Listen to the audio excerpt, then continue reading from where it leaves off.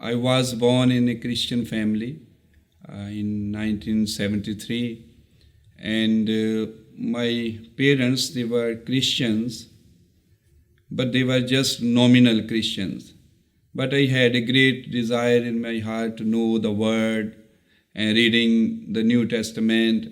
So I was reading since my childhood and started to go to church, Pentecostal church, and then one day we were invited in a convention somewhere for 3-4 days convention, and myself and one brother went with me.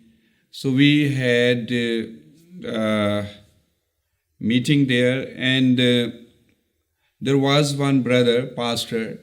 He invited us in his church because he wanted to give us some literature and books to distribute in our areas. Because the area we lived, there was not Christianity at all in those days. So when we went there, and he gave us some literature, booklets, and when I was talking with him, and we were collecting the books for distribution, I saw some books in the trash can, and I asked him about those books. He said, those books are not good, that's why we have thrown them in the trash. So I saw those books were from the 7 churches, little tracts, unto them what were baptized, and God had explained. So I asked him can I have those books or the tracts? He said, no, these are not good. That's why we have thrown them in the trash can. So then he went outside his office to bring tea or something for us. But something inspired me. So I took 2 little tracts from the trash can and hide in my bag.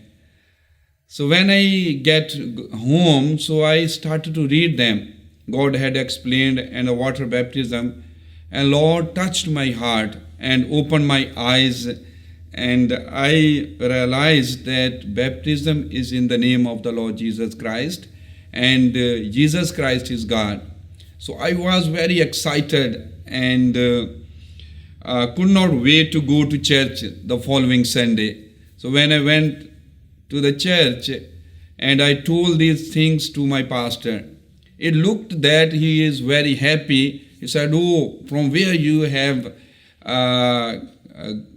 got this revelation? He said, I also want to study, bring those books to me. So next Sunday, I give those books to him, and he took the books, and then he warned me. He said, never read these books. These books are about Jesus only doctrine. You should not read these books. So he took the books and never returned to me. But before I gave the books, because I already convinced, and there was the address at the back side of the book, and I already sent letter, request for the more books. So those books were in Punjabi language, in my language, which I speak. And then pastor did not return the book, but I was waiting for the other books to come. So Brother Slatil Gill, who translated those books and tracts, he sent me some 10 books, because there were only 10 books available in those days in our language. So this time I started to read. I did not tell to my pastor anyone, but I was already convinced that this is the truth. So I started to study those books. In the meantime, I sent letter to the pastor. In those days, no mobile, no telephone, no emails, but only we have to write letter. So it took almost 2 weeks or 3 weeks when I got the books back. So then I invited the pastor after reading few more books, Branham's books.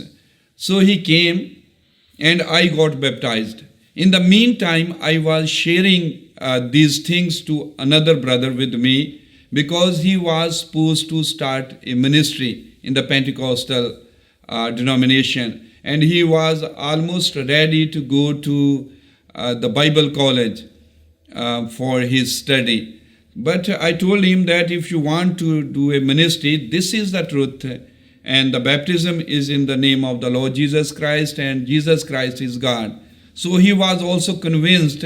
So he did not go to Bible study, so he got baptized with me. Both of us used to go to the same church, same fellowship, same pastor. But when we got baptized, the next time then I told to the pastor that I already got baptized, to my pastor, Pentecostal. And he got upset. And then he said, you have to obey Jesus, not to the disciples, because Peter denied him. All these kinds of things he started to tell me. And he said, I warned you, don't read those books.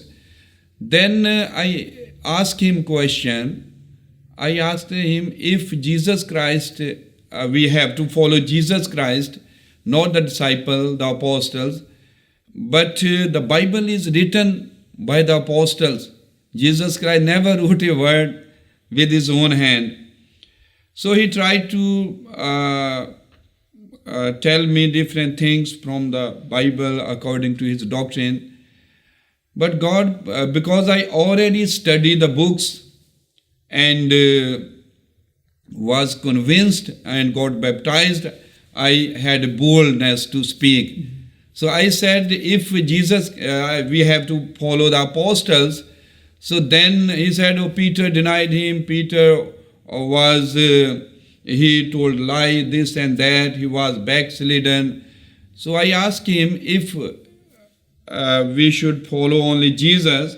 So then there is a question in the Bible when Pharisees and Jews came to John, asked him who you are. He said, I am. They asked him, are you Elijah or Jesus or the other prophet? He said, I am not Elijah. So then I asked pastor that before his birth, John's birth, the angel told him, his father, that he is going before him in the spirit of Elijah. I said, angel told him Elijah, and Jesus told him that he is an Elijah. But when they came to him, asked him, are you Elijah? He said, I am not Elijah.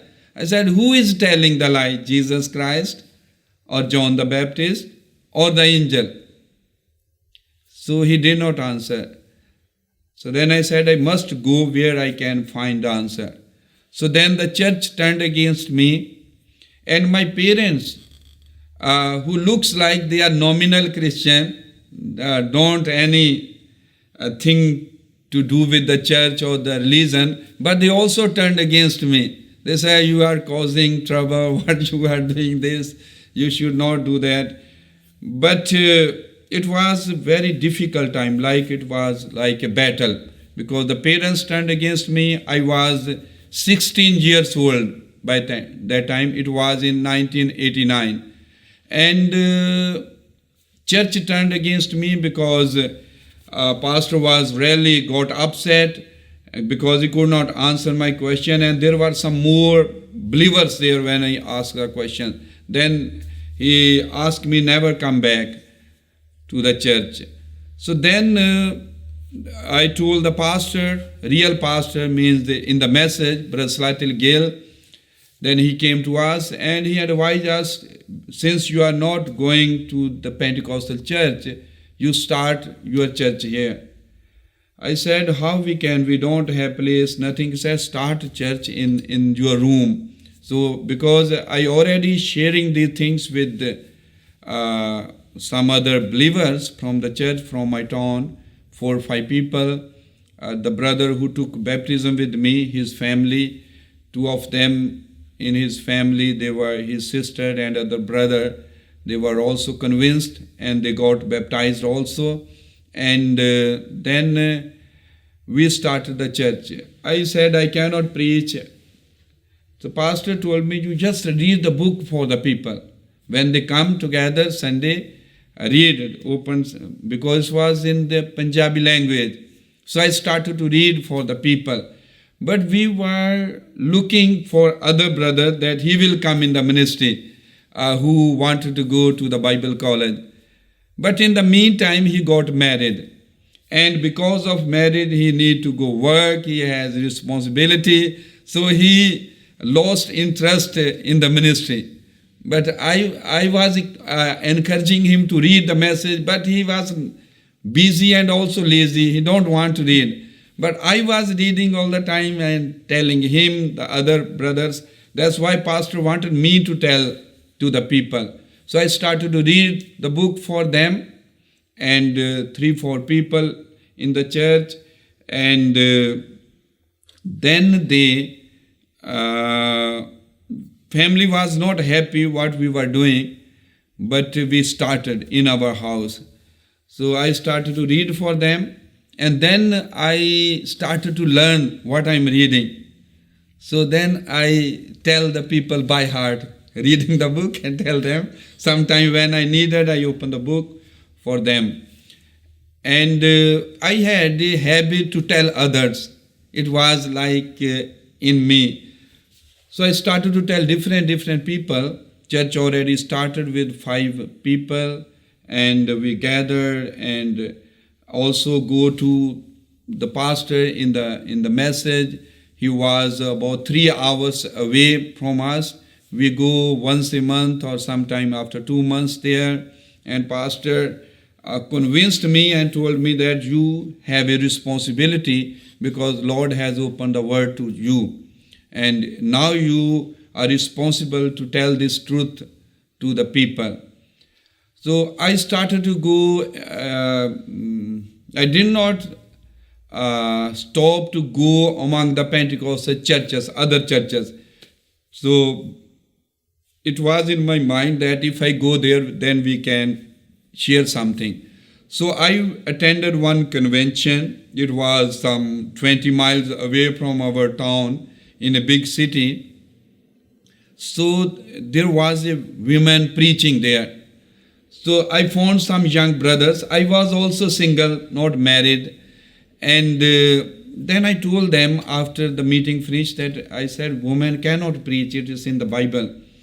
The brothers, I was sharing the things.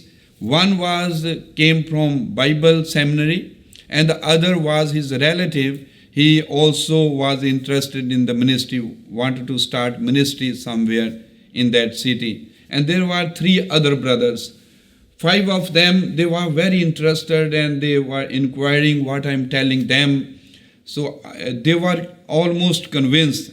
3 days I spent with them, day and night there. So then I came back home. And after a few days, I sent them few books by post. Branham books about Godhead and water baptism. And then after 1 or 2 months later, I got a letter from them. In those days, only letter. So they invited me. They said, we wanted to meet you. We want to know more about it. So I fixed time with them. In the letter, it took us 2-3 months to settle everything. So then we met somewhere, not in our house, but somewhere where I was working. So 3 brothers came. So they brought other brother who really know the Bible, because the other brother came with them. They brought him that he can ask some question, because that brother told them that he is misleading you, he is making confusion, all that. So when he came, he asked many questions. I answered from the message. So his all questions was cleared, and he convinced the brother who came from seminary, Brother Robert. So then they all convinced 5 brothers. So then I invited the pastor and he got baptized, and the church started there. New church in Pentecostal. They came from Pentecostal. And I was very happy. So then in the meantime, I was also sharing these things in my area among the Hindus and Sikh people. People started to come for fellowship because there was not a church in our town. There was not even Christianity at all, even in different villages nearby. So we started to approach the people. Other brothers was helping me who wanted to come in the ministry, but then he lost the interest. But he was helping me, always goes with me. So then I told brother that one night I saw a dream. I don't very much share about this. Sometimes people think maybe this is my own story. Yeah. And I saw a dream that Lord Jesus, I saw him in the dream that he came to my house and he stretched his arm and said, "Come and follow me." So I had seen Jesus only, Jesus movie, yeah. Jesus, and it was like the face or the scene, everything, disciples behind him. So I said in the dream, "No, I cannot go with you because you don't have the house. I have the family.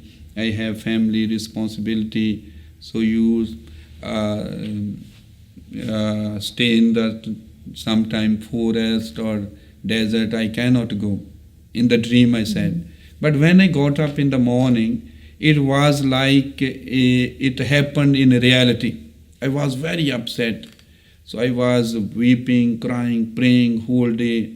Got upset. I said, "Lord, I want to follow you. I love you."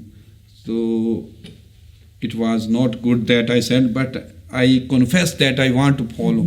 So I saw the same dream next day, night. The same, everything same. And Jesus came and he said, "Come follow me." And I stand up and start to follow. That was the end. So after that, I realized that God wants me to call in the ministry. I have a ministry. So I never scared, never afraid to face anyone. If he knows the Bible or whatever, I know that Lord will help me because he called me in the ministry directly. Yeah. And it proved. Yeah. And Lord blessed the ministry and many, all the people in our church. We have some 150 people now, including the children. Most of them came from, I am the only Christian. All are from Hindus and Sikh. Lord healed them from different kinds of diseases and sickness. Like one brother, he had kidney failure, and Lord, from Sikh, Lord healed him. As I sent here the report, maybe 2 years back, one teacher, guru with the long beard, I sent the picture. He, Hindu teacher, guru. And one day he came to church because he used to worship sun. In the hot sand, he sit 45 degrees Celsius temperature, worship the sun, his skin burned. So he went to different doctor because his skin started to decay, black skin. Nobody could heal, doctor could not heal him. Somebody told him about the church, he came to church. I just prayed a simple prayer, did not know that God is going to heal him. God healed him instantly. Like God proved with the signs and wonders. One sister in our church from Sikh, and she had HIV positive, AIDS, but Lord healed her like this. And we don't advertise too much about the healing, but Lord is healing the people. That's how they come. Then I noticed that all the message material is in English. I studied in Punjabi medium only. So then I started to read. I got some books from my pastor and started to read English. I bought some dictionaries and started to read English messages. And with the help of the dictionaries, I write down all the meaning for the whole page. and writing the meaning, and then try to put together what Brother Branham want to say. So slowly my vocabulary built up, and I started to read the message without the help of the dictionaries. But then in 1997, I got first time the message tape. It was in Hindi, translated into Hindi. So I was very happy, and I played the cassette tapes in those days.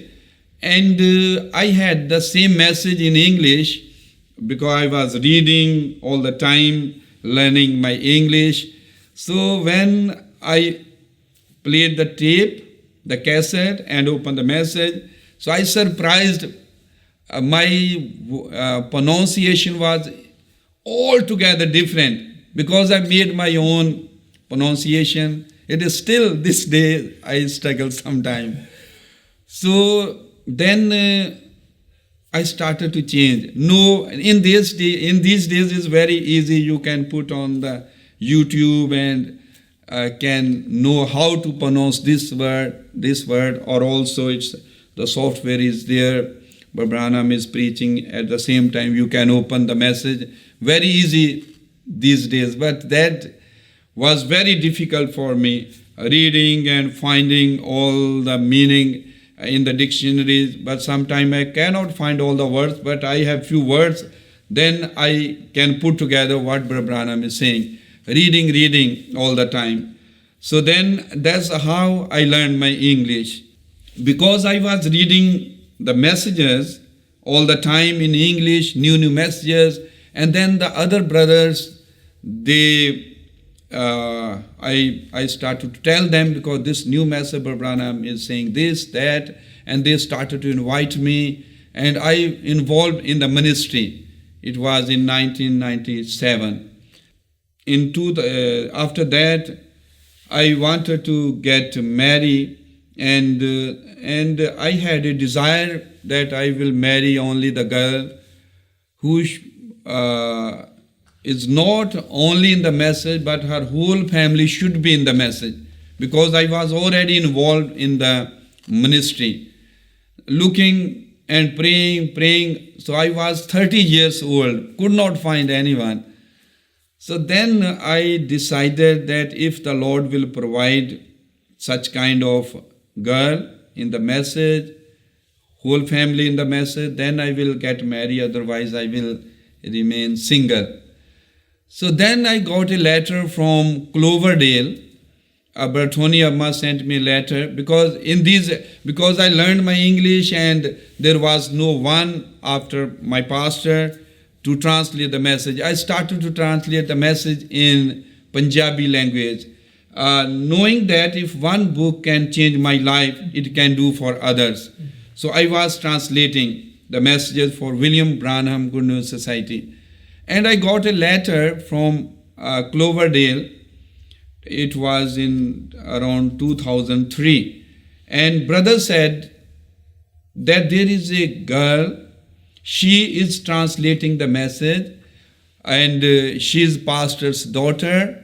And he gave me the address and everything, pastor's name and her daughter's name, and asked me to go and get the messages from her, and check how she is doing. So when I got the letter, something came in my heart that this could be the girl, because I was very happy that she is translating the message. And that's what I desired, to be married because of the ministry. So then I sent two brothers from my church. One brother who was always with me, we baptized together, got baptism together. And I asked them, bring the messages, because she translated on the notebook, the big registers with the handwritten and handwriting. And they went there, and I asked them also, inquire about the girl, if she is single, and if she is single, talk with her father. So they went there. Her father already knew me because he was the minister in the message. So they saw me a couple of places, And when brother talked with the father, they told the brother that, yeah, we are looking for a suitable match. So then they told me. So I said, I will marry her. I did not see her, but I told them that I am going to marry your daughter. So they also said, okay. So then I got married in 2003. So after I got married, by the grace of God, I got a good wife. She raised in the message. So then I asked her, have you seen me before we got married? She saw me 3 times because I was preaching in the meeting. So she was there in the meetings. So she saw me, but I never saw her.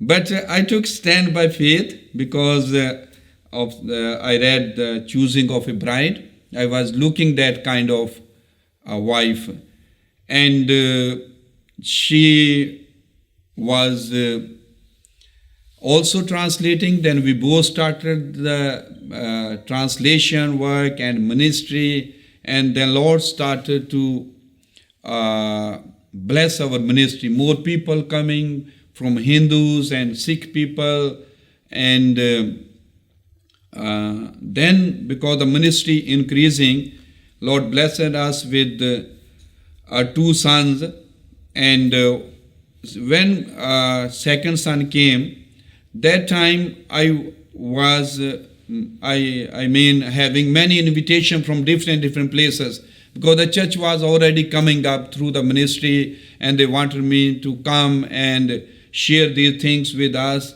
Like I was doing a missionary work, but I did not know anything about the mission work. And then I decided to leave my job.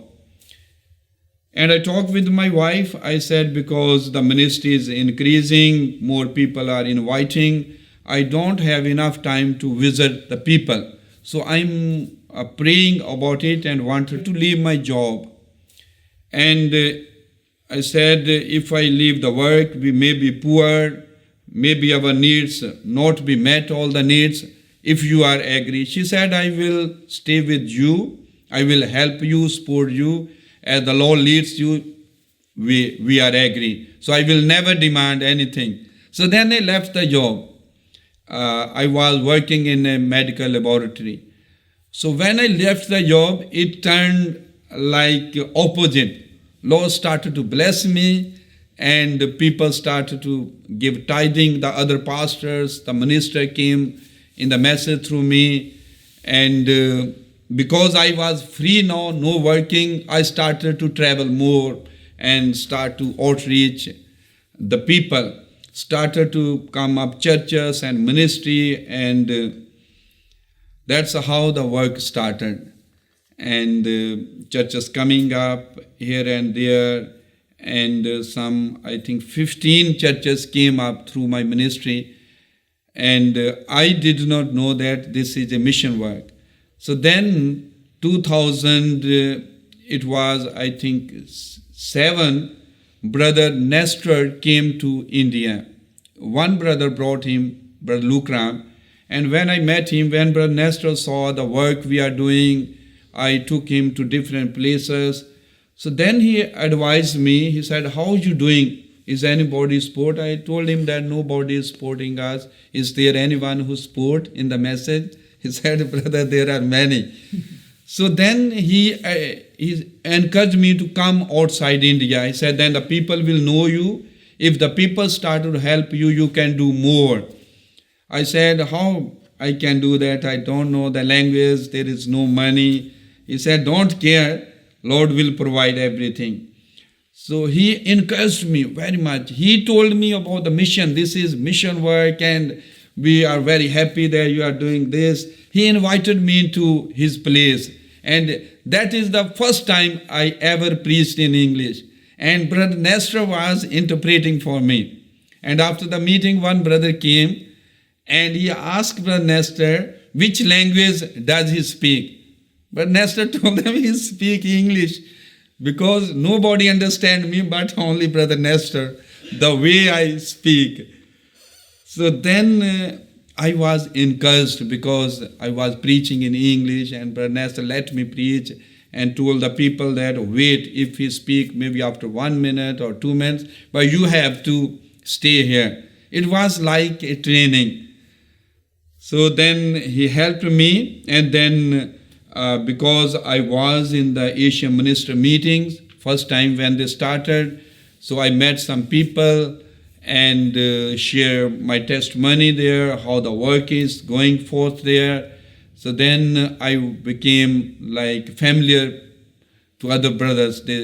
They started to know me. So that's how I came outside India. But I never thought that I will travel to other countries. But Lord helped, and then Brother Nestor, they involved me in the outreach work in Cambodia, Thailand, and Myanmar, Mongolia, and all those places. I started to go there and travel all those countries and started churches, baptized the people with Brother Lukram, and that's how I became like a missionary.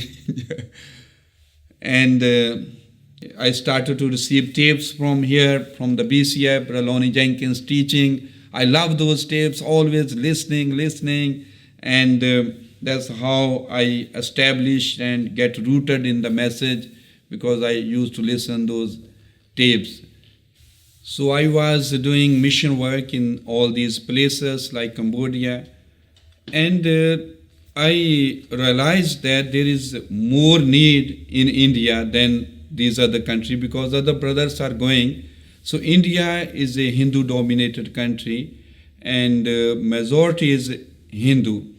So I stopped the mission work in those places and started to give more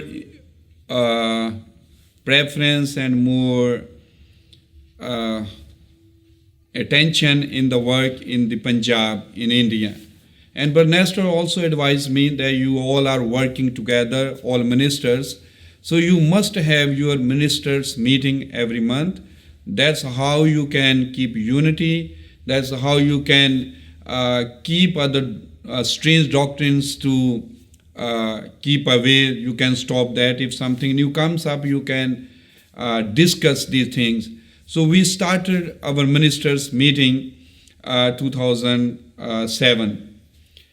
And till this day we are doing these minister meetings. It's going on very well. And we all are working together, some 50 pastors. And I am traveling different places, and we all work together. So I encourage some other churches to, especially the young brothers, to go there. So I was doing lot of work, traveling day, night, no rest at all, and churches coming up, and we've been encouraged to go further. And then also because of your help, we can go far, and there was no limit, any financial difficulties. And then I went to Rajasthan once. That was my first time I ever went there. In India, every state you have different culture, different language, different food, all is different. And I went there, Rajasthan, the people there, they have different dress, they all cover their heads, even the face like Muslims, and they have bangles from here to here, earrings, all that. So the meeting we had there in the night time, those people, poor people, they were suffering with various kind of disease and sickness. Many people came for prayer. And then one man came, somebody brought him, he was a blind person. When I saw him, bare feet and his clothes, everything was like old cloth and torn, and I was had sympathy for him. So I prayed for him. So in the morning, I asked the brothers. He was not a believer by Hindus. So I have some money. I prayed for him last night. And because we were leaving the next day, the place, leaving for other place, I said, I have some money. I want that you can buy some good clothes for him. So it was morning. We got up and I told to the brethren. So they said, okay, we go and bring that brother. So when they went there, that brother was about to come because Lord opened his eyes in the morning. He started to see. And then the news spread there and people started to come and the church established there. And the brother who was near, they always goes there. Till this day, the church is there. That man is healed. And that's how the work began in Rajasthan area. Then I went, after that I never went to that place. The brothers going there because they are nearby from Punjab. So we started the work here, there. And when I noticed that we approached all the districts in the Punjab, Punjab is a big state and there are some 29 districts there in the Punjab. And we have the message churches in every district there. And we started to print the message into Punjabi with the help of the brothers and starting to print the message, sending to those brothers. Once a month when it comes together, we give the message to them. And when I noticed that we approached almost every district and we have the message churches there, then we started to go other states. Like Rajasthan is a hard place to go because it's a desert area, no transportation there, and people living very poor life there because no sources there in the deserts. One of our brother in the church, Brother Piyush, he started to make friendship with the people there on the Facebook. Then he told them that I want to visit you, I want to see you. So that's how he reached there. He started to tell the people about the Lord Jesus Christ because he had a desire to go there. Because in his childhood, his father was working there in Rajasthan and he spent 4 or 5 years there. He was just a child there. That's why he had a desire to go back there sometime and tell this message to the people. And but Piyush also came from Hindus. His mother, his sisters, still all are Hindus. And nobody is converted. They are against him. But this brother is doing very good. So he started to go there, especially in the tribal areas. So he told us when he went there first time, most of the people, whole village is involved in black magic. And because of the black magic, they have various kind of sickness and they crippled, cannot walk and skin trouble, different kinds of these things. Because of the demon, most of the people are demon-possessed people. So he started to tell about the Lord Jesus Christ to them. They never heard about Jesus. And we surprised that many people, they accepted the Lord. And they baptized first time, some 57 people first time. They all accepted the Lord and they are removing their earrings. Their earrings are so stuck there, you cannot remove them. With the cutter, they cut those earrings and nose rings. This is belong to their culture and religion.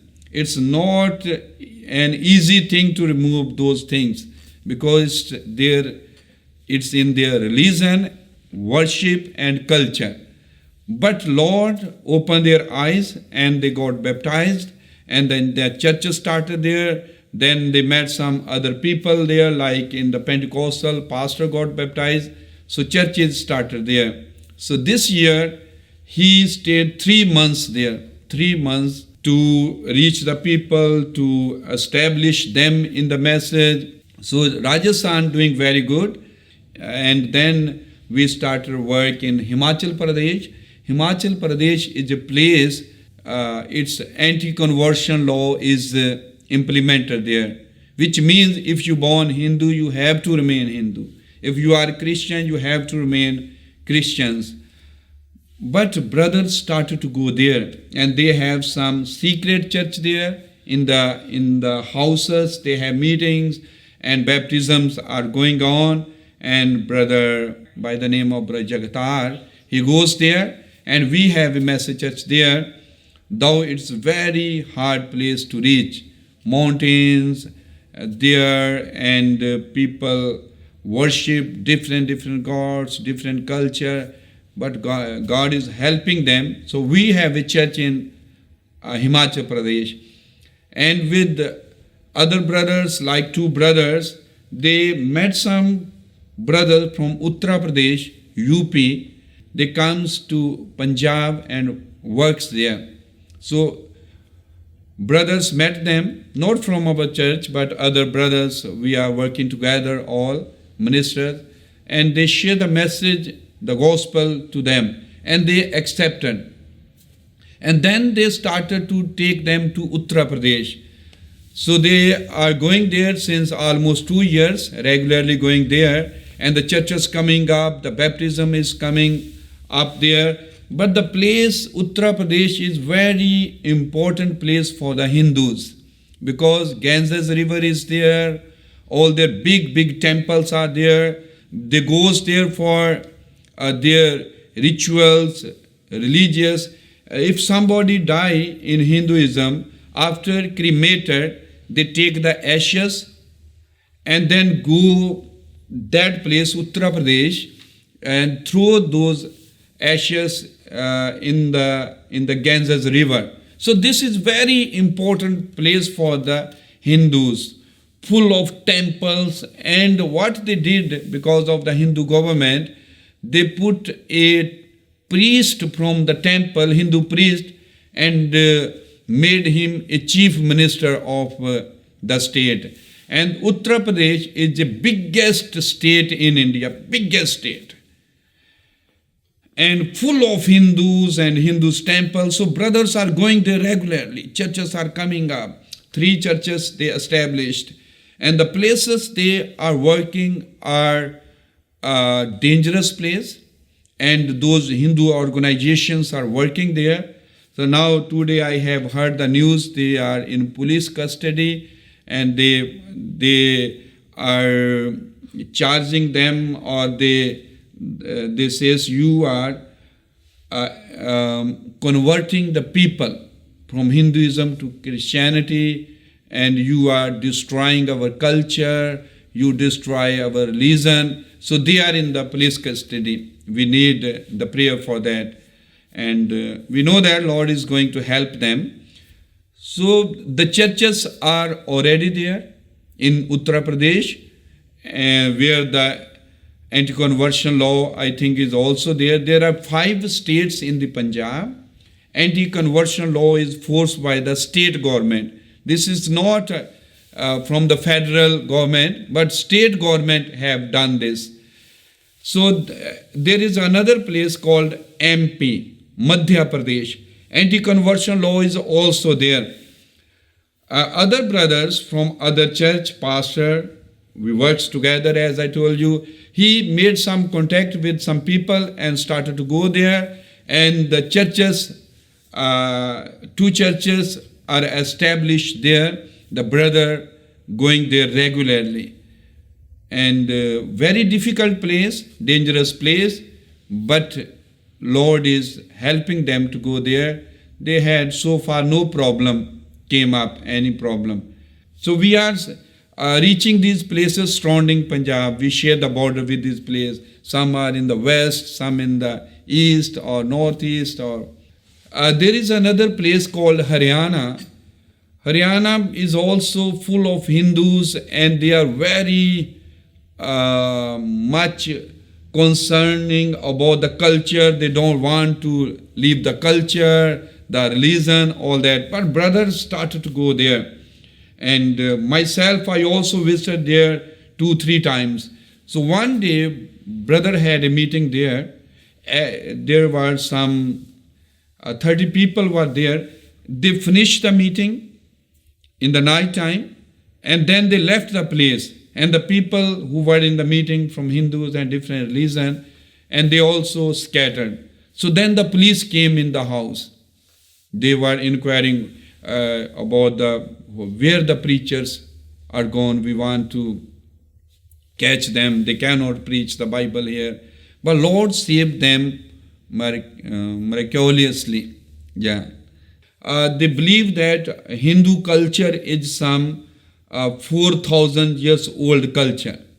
And they said the Christianity is destroying our culture and the religion. So they really persuading the Christians there and want to stop the conversion, especially the outreach work, and they are implementing this law, anti-conversion law. So other place is Haryana and Himachal and Rajasthan and Uttar Pradesh and Madhya Pradesh. These are the places we are going with the gospel. All are Hindus there. Denominations also are involved in to reach the gospel to the people. But these places, even by the denomination, the work has not been done, because those places are difficult, and not good environment, desert, no transportation. But we praise God that God knows His own, and He is searching the people through His bride, through the people. So brothers are going there. So since we notice that churches are coming up, so all those places outside Punjab, they speak Hindi language. Hindi language is our national language, and almost all over India they understand this language. So then we realized that we must give them something, spiritual food, that they can read the messages. So we started to print the Hindi messages by your help. And we have printed 5 messages in Hindi and also printed some tracts from the 7 church ages, and giving those books and tracts to these places, and they are really happy. They have something to read and something to feed upon. And that's how these places we are reaching. So we were working day, night, no rest, and there is stress and callings and invitations. And one day I felt little pain in the chest here. After that I was normal. I was thinking that I'm perfectly normal because I had nothing, health issue, never. But one brother from Hindus, he accepted the message through me. He is highly qualified. And I met him and then shared the message with him. So the Lord inspired me to give him the spoken word is the original seed book, because I thought he's highly qualified, he will understand the thing. He accepted the message. And then his wife also, she is also a doctor. She also accepted the message. And because there is no message churches there, most people are Hindu there. So I encouraged that brother. I said, Prophet said, if you can win soul with your influence or whatever you have, the talent you use to win the soul. I said, since you are a doctor, highly qualified, the people will listen to you. So he started the ministry there, and the church is there, and he's doing very good work. Some 50 people are there, all from Hindus, because he's a Hindu, and also the people go to hospital, and he has a big position, so they listen to him. So he's approaching with the message. So suddenly that brother called me one evening, said, how you doing, how the work is going on, and he want to help me financially also, because he's rich, his wife is doctor.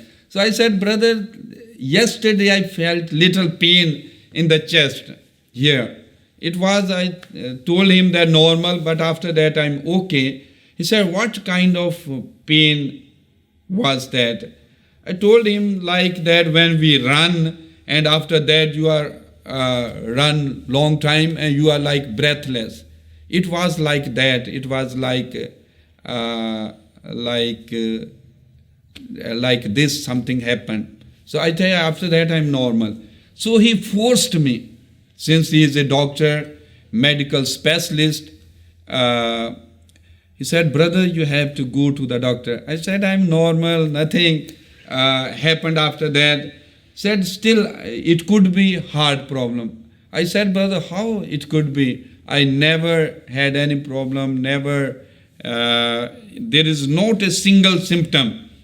Said, yes, I know, but still you are already 46 and it is good to go and get checkup sometime. If you are normal, it's okay. But you have to find out why it happened. So he forced me, pushed me, and it took maybe half an hour on the phone, and he said, you have to go tomorrow. I said, okay. I was not serious. So I told my wife, she said, okay, so let's go. If because he's a doctor, he knows more. So we went to the doctor. I drove a car, and when the doctor checked my blood pressure, it was high. So then he asked for ECG. So it was abnormal ECG. So doctor said, you could have heart attack anytime because your ECG tells us the pain you had, it is like you can have heart attack. So I said, okay. I was a little shocked, but that after I became normal. So then he said, you don't go anywhere, the doctor told me. Right now you go and admitted in the hospital. They will find out if there is blockage or what is the cause. But you don't go back to your house. I said, okay. He gave me all the reports and he gave me pills. He said, if you feel pain, immediately you have to take that pill and put in your mouth, under your tongue. So it will save you.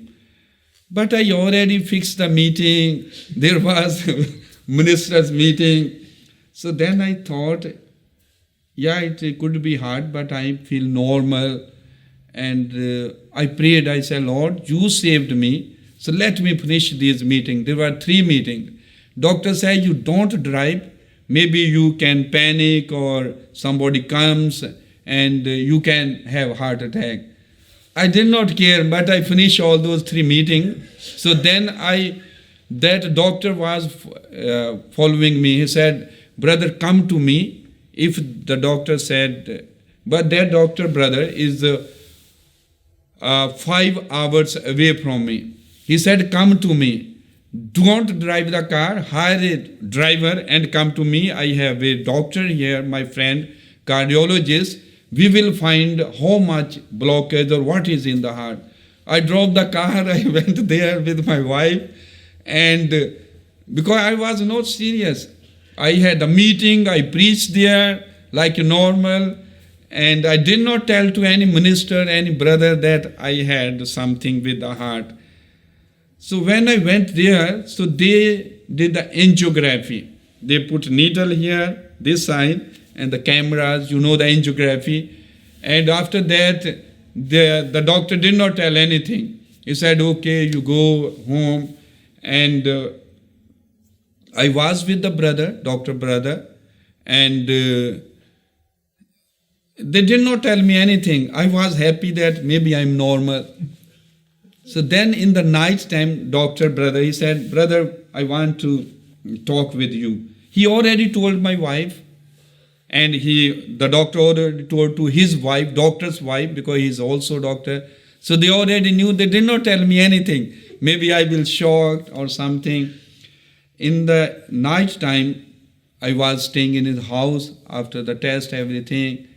And he started in his doctor's way, slowly. He said, if there is any disease comes up, if there is a cure, so then we should not worry about it. So then I said, what about me? They had the angiography, and the doctor did not say anything to me. He said, yeah, go, you are normal. So then he started telling, he said, brother, there is a blockage. And then he opened the report and showed me. Slowly. He took maybe 45 minutes to like I must be relaxed. So then he showed, here is a blockage here. I had 3 blockages, 200% and 180%. And he said, there is no option. They cannot install the stent because it's too late. And you are at risk anytime, anything could be happen. So he said, you have go for operation. But the cardiologist who did all the tests, they did not have the surgeon there. So then I need to travel another 5 hours. So then I decided, okay. So they advised me, don't go back to your home 5 hours away, but you go direct where you want to be operated. So I went to my father-in-law's, my wife's parents, because they live in a big city, big hospitals are there. So I went there. So then we met the surgeon. He did some 6,000 heart surgery, successful. So he showed his newspaper, everything, his profile. And then it was Friday. So when he saw the report, doctor said, how you don't have the heart attack? Because mostly if there is a 50% blockage, people can have the heart attack anytime. So when I went there, the doctor said, who is the patient? I said, I am the patient. Because I was normal. So then doctor said, you have, because he showed me the CD. They make the CD. He showed me everything, all the veins, everything. He said, you have to be operated as soon as possible. So then doctor found out there is another vein, and the blood is circulating through that vein. So then doctor said this vein is, we found out that there are 5% people, they have this vein. It's like extra. So that's why you don't have the heart attack. So he said, if we admit you today, so then you have to stay here 2 days. So we will operate Monday, Friday, if you get admitted. So then I asked him, can I come Monday? He said, okay, what you work, your occupation? I said, I'm a pastor, I preach the Bible, the gospel. The Hindu doctor, he said, the Lord Jesus Christ has saved you. Otherwise, there is no chance. He said, okay, go, nothing is going to happen to you. Come Monday. So then I attended Sunday service there at my father's church, father-in-law's church. And Monday I got admitted, and then they operated. And then it was a painful experience, but I learned many things there in the hospital. And when after 1 week in the hospital, they was about to discharge me. I was in the ICU room. From ICU, they said, you go in your room. We will discharge you after 3 hours. In the meantime, we make the documents, all the medicine and discharge slip, everything. When I was talking with them, I was like normal, and I fell down. Suddenly, the darkness came, and I started, my hand and legs are fainting. So I fell down. All the stools, everything came out. So I was like it was a death experience. If I were there in the room, so then something could happen, because it was on the 4th floor, and the hospital is very busy. The stair they use full of people, and what you call the elevator is full of people, and I could die. But it happened in the ICU. I fell down immediately. They took me and did something, or 3-4 doctors, because they could not find the room there. The room was not available. Otherwise, it was like a miracle. Yes. Yeah. So after 3 hours, I came back. They found out that when they discharge, there are different pipes in the nose, in the mouth, here, there. But the last, there was a very thin wire they put in the heart to help the heart with the machine to pump. When they took it out, because it was maybe the copper or something, so the injury came inside. So the blood clot came in the heart. And then they did different x-rays and scan, and then they can watch on the monitor what's going. They found out there is a blood clot. And then they started to talk with one another, the doctor, in English. They did not know that I can understand. They said what to do. They decided we have to inject a needle, big needle, and we'll take the blood out, the clot. So then they called a specialist who can do this. The specialist who can put the needle inside, can take the blood. So he was there after 1 hour. So the doctor, 4 or 5 doctors, the team talking, said what to do. So then the man, when he saw the monitor, everything, he said it is not easy to send the needle there. If the needle touch anywhere, so anything could be happen. He said, no, I will not take risk. I will not put the needle. So then the surgeon who did the operation, he said, okay, then let's open it again after maybe tonight or tomorrow. And they said, we will observe. So in the meantime, so they told everything to my wife. She came and she was crying. And Lord inspired me. It was in last year in the month of July. We translated message calling Jesus on the scene. Both messages in one book. So because that message was new, I remember many things. So something came into my mind that Brother Branham said, call him on the scene. He want to come on the scene if you call him. So I told my wife, bring that book for me. And she brought the book, went to home and brought the book. I put in under my pillow and prayed. I said, Lord, as you did with Sister Mida, before the doctor's needle touched her. So that's what I wanted. So now this time it will be like you healed me. I saw doctor's profile, 6,000 successful surgery, but this happened to me. It means you are the healer. If you will heal me without open it again, without the needle, then I will know sure that you have healed me, not the doctor.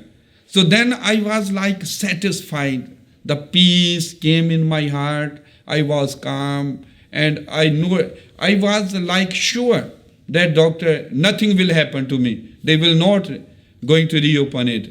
Then doctor came, and after 15 minutes they take the scan and see the monitor and x-rays. The blood was becoming bigger. And then they said what to do. But I already prayed, I was listening, they were talking near me in English. They said, then the surgeon, the main doctor, the head, he started to talk with me. He said, you feel pain? I said, no, nothing. I'm like normal. So I was sit there and talk. So then he said, if the patient is normal, no pain, no complication, so then why we open? So let's wait, he said. Let's wait. But they were worried about the clot was becoming bigger. So the waiter, I was under observation. They always stay with me, near me, always checking after 15 minutes. So then the doctor found out, he said, it's becoming bigger, maybe because it's becoming thinner. Because it was thick, it is because of the medicine. So they observed me 2 days in the ICU, and after 2 days, the clot was still there. They said, go, nothing will, because slowly it will go. So they let me go, and after 2 days I went back for checkup, and they found there is no clot. So that's how Lord healed me. From this, now I know that not the doctor, because doctor failed. And I had a death experience, and after that I made like a commitment, or it was like a promise to the Lord, as we all do, the Lord, I will be sincere, more faithful to your people, and you are the one who saved me. And I was healed. And it happened because of, doctor said, not only because of wrong kind of food, but it was because of overwork and stress, all that. So, but now I feel it is only 1 year. I was operated last year in the month of July. So I feel perfectly normal, and doctor surprised that I recovered very quickly. There was another man, younger than me. He was about 40 years. So he was still suffering. It took him long time. I became normal. Even that happened to me. I fell down and like that still. So I feel perfectly normal, and the Lord has healed me. Yeah, thank you for all your prayers. So now I'm again in the field, again in the move and going. I don't feel tired and feel normal. Yeah, but I don't want to do like I was always going, day, night, late night, 1 o'clock I come, and then next day going. So I left this. Now we are encouraging other brothers, not only from our church, but from other churches who can go. So I said, whosoever want to go, you go. We will help financially because we have the funds. Brothers are helping. You go. So more brothers are involved in the mission work. So they are going. That's how we started the work in other states. From our church going to Rajasthan and Haryana, and from other churches they going to different places like Jammu Kashmir. You all know about the Kashmir is a typical place, always intense, fighting always going on. The militant comes from Pakistan to our place. So I took it as a challenge to go there because there are 97% Muslims there. So 4 years I went there, started to find someone, but could not convert a single Muslim. They will put you in jail. If you want to pass the tract, they will stop you. You go back. But on the way to Kashmir, there is another city. Jammu and Kashmir is a state. Jammu is different city and Kashmir is different city. In Jammu, more Hindus but less Muslim. But in Kashmir, all Muslims. But on the way, I used to go there. We used to stay in Jammu because we have to start early morning to go to Kashmir because mountains, big mountains, and it's not a safe journey there. So, and also long journey, 8 hours journey from Jammu to Kashmir. So we used to stay night. Every time I go there, I suppose Monday night I stay Jammu, and then Tuesday early morning we start the journey and spend a week there and come at the weekend sometime. So while we were in Jammu, so we started to meet the people there, denomination people, other people. The church came up there. Some 70 people are there. The work is going on there. But we could not establish church in Kashmir. But Jammu we have a church. Means Jammu Kashmir, we have the church there. So the Lord is helping the brothers. So, and I encourage some brothers there. In this vacation, summer vacation, the young people from the church in Jammu, they decided that they will not go to anywhere for the picnic or to meet relative, but in this holidays, vacation, they will go for the outreach work. And they are going in the villages, in the towns, on the gas station. Though it is a dangerous place, but still they are going and preaching, and God gave them success, and they baptized some people. The people came up and accepted the Lord. So the work is going on in Jammu also. So the people in Kashmir, all people speak and read Urdu, but Jammu, they speak Hindi. So that's why we are printing the books in Hindi. So Hindi books going to Jammu also. And my wife is helping in the ministry. So Lord blessed us with three sons, 3 boys. And the eldest one is 16-year-old. He is helping me whenever he free. He loves to travel with me. He play guitar in the church, and they can speak good English. And I'm encouraging them to translate the messages. So please keep the family in your prayer. And my mother also stays with me because my father died of a heart attack. It was also like in the family. So we all work together. All the pastors, some 50 pastors in the Punjab, we all work together in unity and helping one another. Sometimes we have our joint fellowships. There's the big crowd comes, all the church comes and join together. So that's how the work is going on. So thank you, and please keep us in your prayer. Yeah, thank you for your help and supporting the work, mission work in the Punjab. God bless you.